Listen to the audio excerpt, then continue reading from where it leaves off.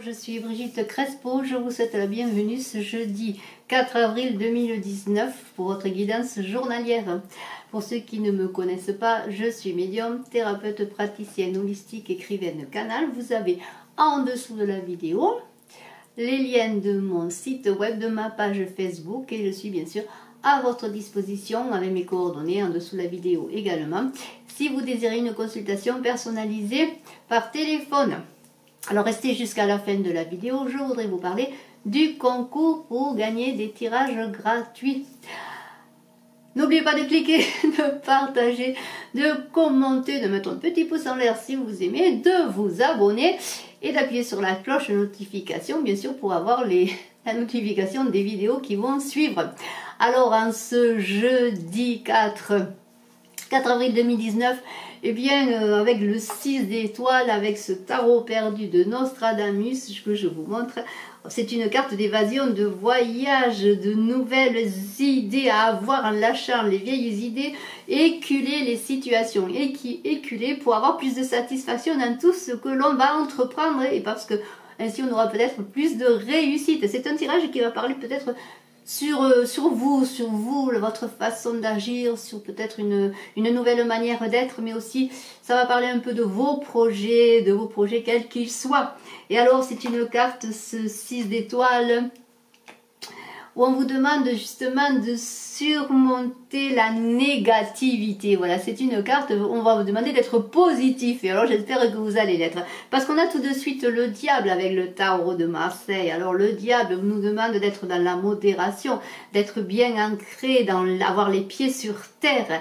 Et là c'est une carte aussi qui nous demande d'être nouveau, justement d'aller vers une nouvelle situation. Parce qu'avec le boomerang, on vous demande peut-être s'il y a des choses qui reviennent, des vieilles situations justement, et bien de les appréhender différemment en devenant autre. C'est-à-dire que c'est une carte, c'est ce diable qui nous dit, allez, faites fi des peurs et peut-être même d'un trop grand amour de soi, d'être peut-être trop dans la glorification de nous-mêmes. Parce que les choses vont évoluer un peu différemment, il va se passer des choses qui vont vous demander d'être justement dans un accord, dans une unité.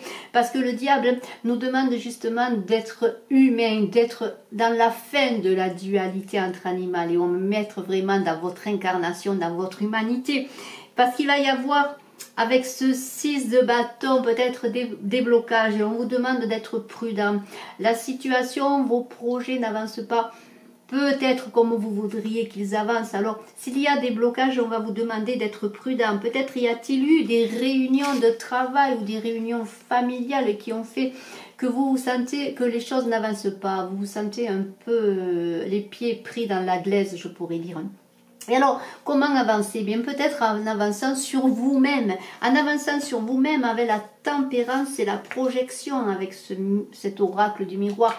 Parce que la tempérance vous demande quoi? La tempérance vous demande l'équilibre. C'est un peu comme avec le diable. Elle vous demande l'unité entre l'esprit et les sentiments. La tempérance, elle vous demande de faire la liaison entre le passé et l'avenir pour être presque dans le présent, vivre le présent.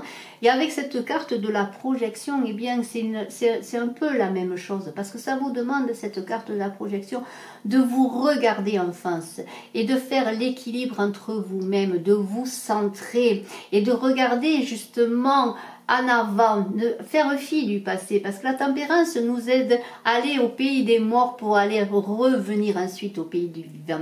Et là, cette carte de la projection, c'est la même chose, elle vous demande de regarder en vous-même pour aller vers la lumière. On dirait un peu avec cette projection, quand je vois ce personnage qui se ressemble, on regarde dans le miroir, qui tourne le dos peut-être à la lumière. Mais c'est bien de plonger dans ses profondeurs pour faire son unité et voir qui l'on est et comment on peut, comment dire, se régénérer en quelque sorte dans cet équilibre de la tempérance. Cet équilibre dans la tempérance qui est une carte aussi qui nous demande la patience et la modération.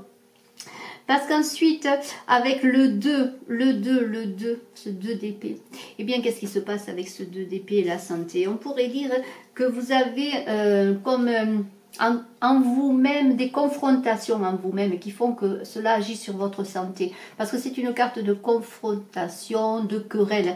Mais je la vois plutôt comme un va-et-vient entre vous-même, entre justement le fait de ne pas pouvoir peut-être avancer, justement avancer, tourner le dos au passé qui vous rattrape un peu.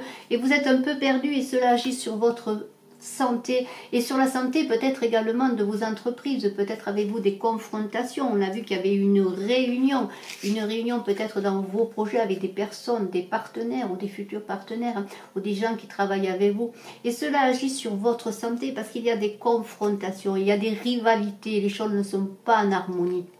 Et on vous demandait justement avec cette tempérance d'être dans l'équilibre, de chercher l'équilibre avec vous-même, mais aussi avec les autres. Mais vous allez avoir des nouvelles qui vont faire avec ce valet de bâton, que les choses vont peut-être être plus fécondes, parce qu'il y a cette carte de fécondité. Alors bien sûr, peut-être est-ce des nouvelles qui vont vous apprendre que vous attendez un enfant si vous êtes une femme.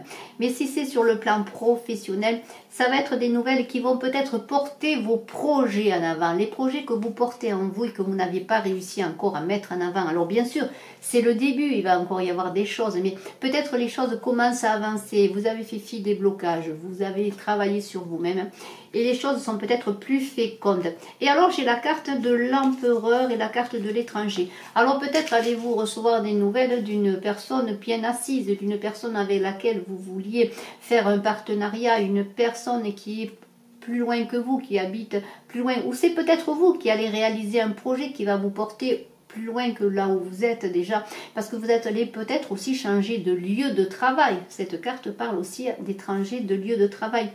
Et alors, avec cette carte de l'empereur, peut-être allez-vous trouver une meilleure situation, une situation plus assise, plus sécurisante pour vous et pour les vôtres. Et c'est une carte qui parle aussi d'incarnation, de maturité. Le 4, c'est l'assise.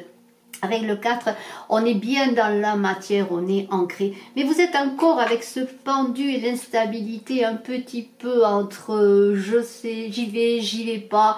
Vous êtes dans le lâcher-prise et on vous demande peut-être dans ce lâcher-prise justement de réussir à rétablir cette instabilité et de trouver de nouvelles possibilités d'action, de nouvelles choses à faire, une nouvelle créativité et de dompter vos passions. On est encore dans la modération avec la tempérance qui parlait de modération et d'équilibre.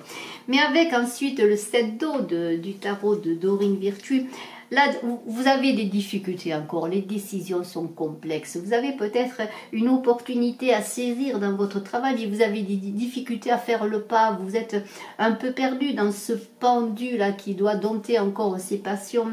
Vous êtes un peu encore dans une certaine rivalité, je dirais déjà, avec vous-même.